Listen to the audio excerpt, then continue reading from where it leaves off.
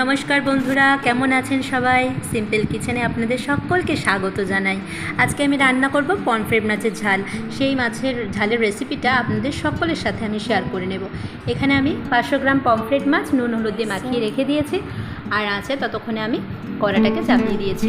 তেল গরম হয়ে আসলে আমি মাছগুলোকে একে একে ভেজে নেব, আর অন্যদিকে আমি মাছগুলো ভাজা হতে থাক, আমি অন্যদিকে লঙ্কা, গোটা রসুন এবং সর্ষে এই তিনটে একসঙ্গে মিক্স আপ করে বেটে নেব মিক্সিতে।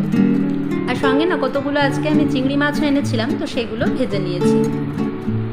আচ্ছা, চিংড়ি মাছ পটল আলু দিয়ে করব, আর করব পমফ্রেট মাছের ঝালটা। তো সেই মশলাটা আমি কড়াতে দিয়ে কষিয়ে নিয়েছি। কষিয়ে নিয়ে জল ঢেলে দিলাম।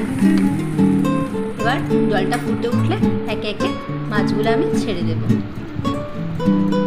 দেখুন জলটা ফুটে উঠেছে, মাছগুলো আমি দিয়ে দিচ্ছি।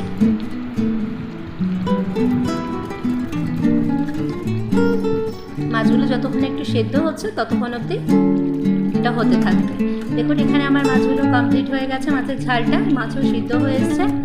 এবার আমি বাটিতে সার্ভ করে নিয়েছি। দেখে জানাবেন কেমন হয়েছে আমার মাছের ঝালটা, আর ভালো লাগলে একটু লাইক, কমেন্ট এবং শেয়ার করে দেবেন, আর চ্যানেলটাকে সাবস্ক্রাইব করে দিয়ে আমার পাশে থাকবেন। ধন্যবাদ।